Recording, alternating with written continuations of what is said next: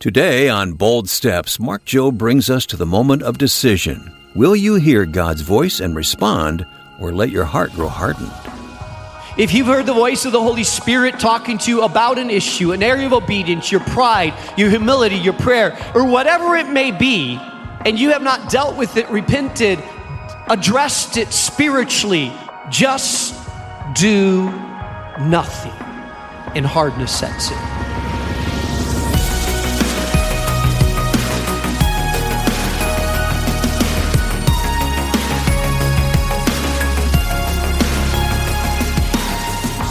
Welcome to Bold Steps with Mark Jobe, President of Moody Bible Institute and Senior Pastor of New Life Community Church in Chicago. I'm Wayne Shepherd.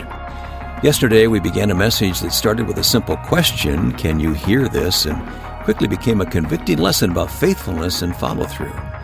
Mark's point from Hebrews chapter 3 is this: the real issue isn't whether God is speaking, the real issue is whether we're responding. If you missed part 1, catch up anytime at boldsteps.org. But let's jump right back into it. Today's message is titled, This is Not a Hearing Test, and here's Mark Jobe.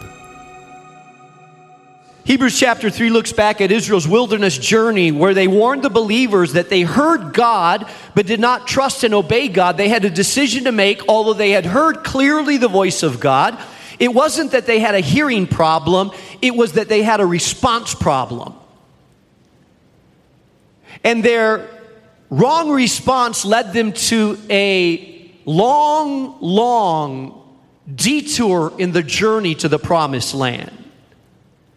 I believe that God on a regular basis and an ongoing way is speaking to everyone in this auditorium through His Word. If we are listening to the Word of God, open the Word of God, study the Word of God, exposed to the preaching of the Word of God, there's echoes that linger in our soul, and the Holy Spirit takes that truth and begins to speak to us that truth. It's the application of that truth as He convicts us with truth. That's the Spirit of God speaking to our lives. And the question is, how do we respond to it? I remember as a second semester freshman sitting right over here in this area. And I remember sensing that my heart wasn't where it needed to be.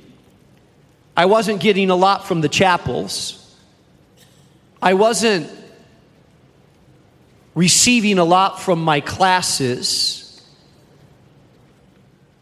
And I was blaming other people on it. The environment, the people, the chapel. But it didn't seem like it was connecting with me. The speaker that got up and spoke in chapel, his name was George Verwer, founder of Operation Mobilization and a graduate from Moody. And he spoke about his own history and story of developing a critical spirit. And as he talked about a critical spirit that looks at those around you a little bit like, yeah, they're not quite where they need to be, and sees everything wrong in the environment, I realized that I had allowed a critical spirit to seep into my soul.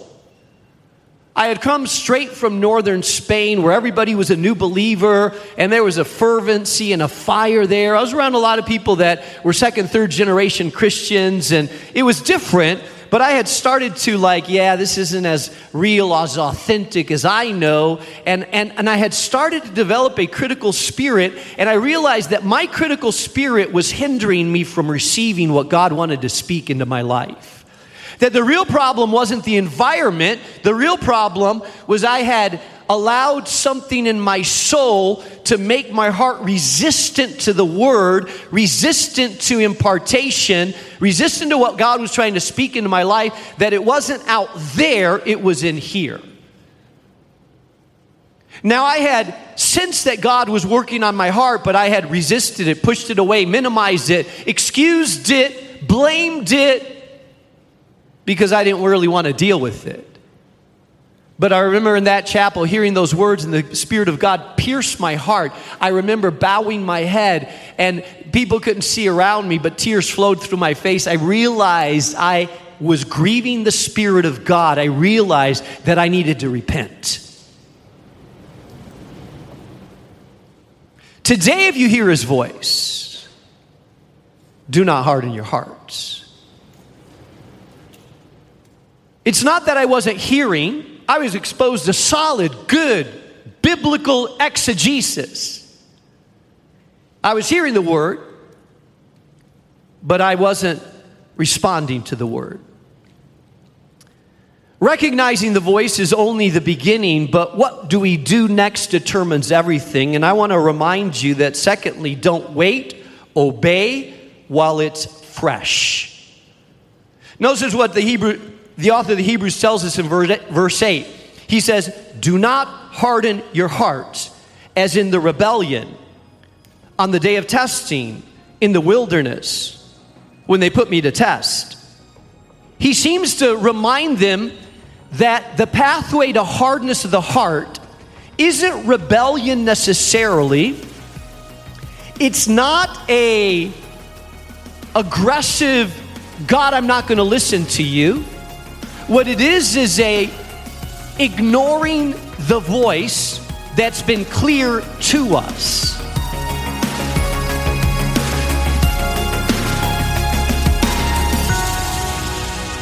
You're listening to Bold Steps with Mark Jobe, and we're taking a brief pause from today's message.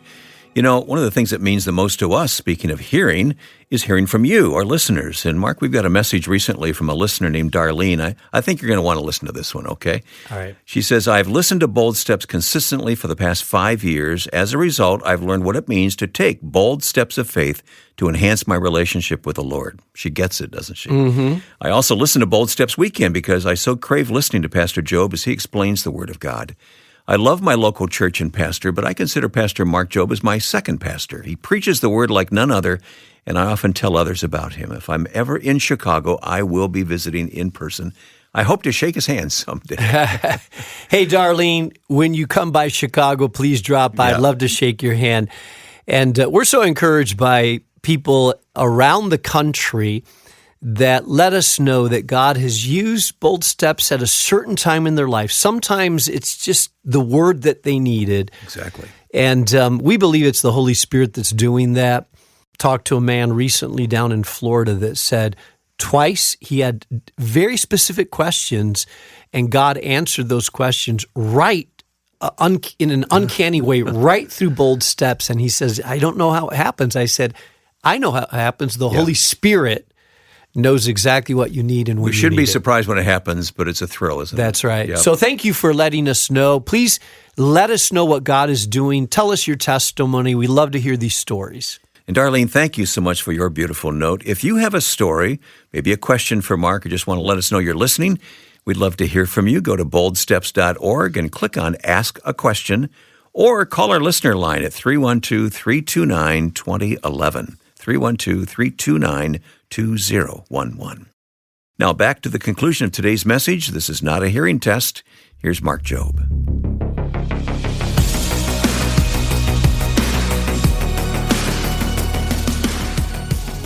No one goes down the road and says, I'm going to have a hard heart. No one says, in 5 years from now, I'm going to deny Christianity and live my life however I want to live it. But too many do. No one sets out to get a hard heart that no longer responds to the conviction of the Holy Spirit. But some end up there. No pastor sets out to say, you know, one day I'm going to commit immorality, adultery with multiple women, hide it for a while till it's exposed and then hurt a lot of people, but it happens way too often. How? Oh, it doesn't happen in a moment. It's not just suddenly this temptation that overcomes someone that they can't ignore or fight. Oh, no. It happens much more subtly. I can guarantee you that the voice was ignored. That the word came out and it was, no, not now. I don't want to deal with it. That conviction was there, but it was like, I'm going to minimize it. It's not that bad. I'll deal with it later. Now's not the time. I'm stressed out. It's pushed back, ignored. It's dampened. It's put down. It's delayed. The pathway to hardness is delay in obedience. That's the pathway to hardness. You want to harden your heart? Hear the voice. and do nothing. You want to harden your heart more? Hear it again and still do nothing. You want to go down a road that ultimately leads you to a place of absolute spiritual apathy? Continue to hear the voice and do nothing. And I can guarantee you that your heart will steadily become harder.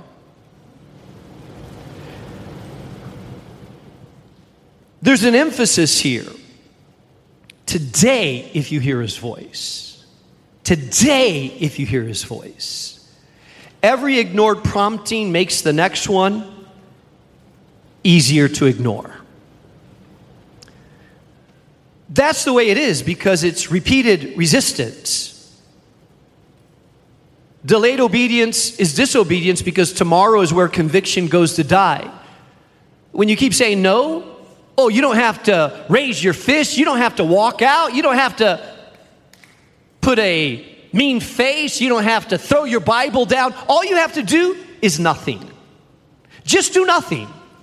When you feel the conviction about that porn issue, just do nothing. When your heart is bitter against that person and you feel the prompt to forgive, just do nothing. When you're convicted about the lie that you told, the truth that you manipulated, the Spirit of God is saying, hey, you're a person of truth. You know what? Just do nothing. When you cross lines with the person that you're dating, and both of you know it, you know what? Just do nothing. And as you just do nothing, your heart grows slowly harder, increasingly resistant, less responsive, unable to hear. It's the pathway to hardness. Just do nothing. My fear a bit in a place like this is that you're exposed to so much truth on an ongoing basis. You're in classes that you're hearing truth, in chapel several times a week. You go to your ministries and your churches, and there's so much truth that you're getting. My fear is that you put it in the box of just, well, it's just that. It's truth. That there's so much truth coming in your direction, so many things that the Spirit of God is speaking, that you would just sort of intellectualize it, but detach it somehow from what God is speaking to you. I'm not talking about just sorting through all the truth that's there. I'm asking this question: do you hear the voice in the truth? The voice is personal, it's to you, it's convicting, and it typically demands action. Today, if you hear his voice. I don't know what that voice says, but it leads you to obedience. It's always in sync with the Word of God. Early on in my ministry, I started pastoring when I was 21 years old. And I was probably about 22 years old. I was ministering, talking to people, doing counseling. And I started to realize that there's certain people that have a lot of issues. And really felt like the pastor's the only one to solve their issues. And I'll never forget starting to feel aggravated about certain people that felt like, oh, they always want to demand my time. They always want me to, there's other people, and just feeling like a little bit aggravated. And a woman called that was one of those people. And she got on the phone and she was telling me about her problems and her issues and what was going on. And I remember putting the phone down like this and saying, oh man. And kind of being sharp, a little bit short with her, and a little bit just kind of hanging up, and said, good thing she just hung up. And you know, God had been starting to convict me about, these are people that I love, I care, I died for. And I had felt my heart start to get a little tough, a little harder, a little more, less sensitive. I hung up the phone and good thing. I whispered something to myself, and at that moment I felt like the Holy Spirit convicted me. convicted me. And I knew there, I was in my office by myself, I knew there, I fell on my knees and I started to weep because I knew my heart had gotten hard. I knew I didn't see her the way Jesus did. I knew that she'd become a problem person, not a person that needed grace and sympathy. And periodically throughout your life and throughout what you're experiencing, the voice of God will convict you about things. And responding to the voice of God is absolutely essential to keep your heart in the right place. Every delay trains your heart not to respond. If you've heard the voice of the Holy Spirit talking to you about an issue, an area of obedience, your pride, your humility, your prayer, your roommate, something that you need to deal with, your integrity, your thought life, or whatever it may be, and you have not dealt with it, repented, addressed it spiritually right before God, then I can guarantee you, if your proclivity is to hide it, minimize it, blame others, excuse it, say this is a stressful time, it's all because it'll get better later on, but right now I don't have time. If that's your proclivity, I can tell you it will only get worse. You'll only get harder. Just do nothing, and hardness sets in. You know, it's like cement. All you have to do is let the cement set there. Just do nothing. And the cement gets harder and harder and harder until it's no longer impressionable because it just did nothing. Verse 12 says, "Take care, brothers, lest there be in any of you an evil, unbelieving heart, leading you to fall away from the living God. But exhort one another every day, as long as it's called today." It feels a little bit non-practical, but exhort one another every day, as long as it's still called today. Notice the today. The other thing that he's telling us here is that you can't do this alone. You can't do it in isolation. You need other people around you that are encouraging you with truth, that see it, that call it out. Exhortation is encouragement to live it out. That's exhortation. It's challenging, but it's truth that is telling you, align yourself with truth. There are people around you that God has put into your life, and you should be one of them that is in a gentle, loving, helpful, appropriate way, challenging people around you when you see them also to walk in truth. It tells us that. But exhort one another every day, as long as you are called today. Well, how could we do it every day? This implies that we have community that we are intensely involved with. Because if not, it can't happen every day. This is not occasional community. This is intense community. This is community where you let the guards down, where you've been transparent, honest, vulnerable, open, so that it can happen that way. But exhort one another daily, as long as it's called today, lest any of you be hardened through the deceitfulness of sin. I believe that isolation accelerates hardening, and encouragement is spiritual oxygen. So today, if you hear his voice, do not harden your hearts.